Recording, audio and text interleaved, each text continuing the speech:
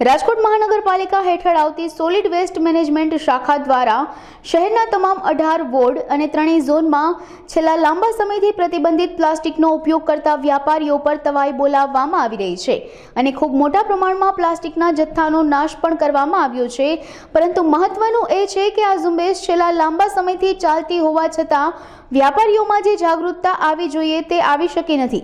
એટલું જ નહીં, મહાનગરપાલિકાના મેનેજમેન્ટ વિભાગના અધિકારીઓ માત્ર ફોટો પડાવીને કામગીરી કર્યાનો સંતોષ માની લે છે, જે અયોગ્ય છે। ત્યારે ગંભીરતાથી સોલિડ્સ મેનેજમેન્ટ વિભાગ દ્વારા આ અંગે તપાસ હાથ ધરવામાં આવે તે જરૂરી છે। રાજકોટ મહાનગરપાલિકા દ્વારા અનેકવિધ ક્ષેત્રે અનેકવિધ વિભાગો દ્વારા ખાસ ઝુંબેશ ચલાવવામાં આવતી હોય છે।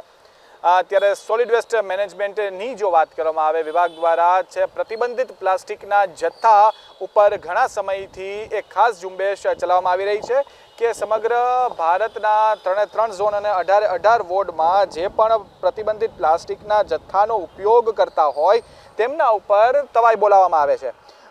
ત્યારે છેલ્લા 3 દિવસની જો વાત કરવામાં આવે તો ત્રણેય ઝોનમાં અલગ અલગ મુખ્ય માર્ગો પર સોલિડ વેસ્ટ મેનેજમેન્ટ વિભાગની ટીમ દ્વારા પ્રતિબંધિત પ્લાસ્ટિકનો જથ્થો જપ્ત કરવાની સાથોસાથ ગંદકી કરતા જે આસામીઓ છે તેના ઉપર કડક કામગીરી હાથ ધરવામાં આવી છે। ધારો કે ત્રણેય ઝોનની વાત કરવામાં આવે તો કુલ 169 આસામીઓ પાસેથી 10 કિલો પ્રતિબંધિત પ્લાસ્ટિકનો જથ્થો જપ્ત કરવામાં આવ્યો।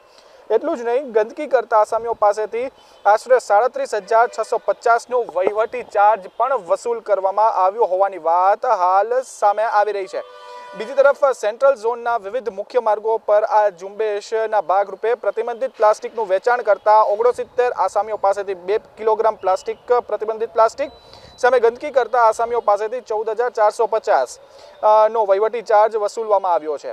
બીજી તરફ ઈસ્ટ ઝોનના વિવિધ મુખ્ય માર્ગો ઉપર સોલિડ વેસ્ટ મેનેજમેન્ટની ટીમ દ્વારા ખાસ ઝુંબેશ ચલાવવામાં આવી, જેમાં 38 આસામીઓ પાસેથી 1 કિલોગ્રામ જેટલો પ્રતિબંધિત પ્લાસ્ટિકનો જથ્થો જપ્ત કરવામાં આવ્યો અને ગંદકી કરતા આસામીઓ પાસેથી 8,950નો વહીવટી ચાર્જ વસૂલ કરવામાં આવ્યો હોવાની વાત હાલ રાજકોટ મહાનગરપાલિકાના વિભાગના જ અધિકારીઓ દ્વારા માહિતી મળી રહી છે।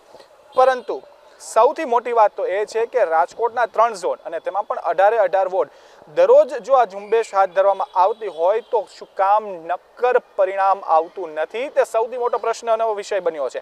કારણ કે દરરોજ સોલિડ વેસ્ટ મેનેજમેન્ટની ટીમ રાજકોટના વિવિધ મુખ્ય માર્ગો ઉપર જઈને જે પ્રતિબંધિત પ્લાસ્ટિકનો જથ્થાનું જે વેચાણ કરતા હોય તેના ઉપર દંડની કાર્યવાહી કરતા હોય છે અને વહીવટી ચાર્જ પણ વસૂલવામાં આવતો હોય છે। છતાં પણ આજે આ જ વેપારીઓ નિર્ભર થઈને તેઓ પ્રતિબંધિત પ્લાસ્ટિકનો ઉપયોગ કરી રહી છે। આ વાતની ગંભીરતાને ધ્યાને લઈ રાજકોટ મહાનગરપાલિકાના સોલિડ વેસ્ટ મેનેજમેન્ટ વિભાગ અને સત્તાધીશોએ ગંભીરતાથી વિચાર કરવો ખૂબ જરૂરી છે। કેમેરામેન દીપેશ ગરોત્રા સાથે મારુત ત્રિવેદી, અબ તક ચેનલ, રાજકોટ।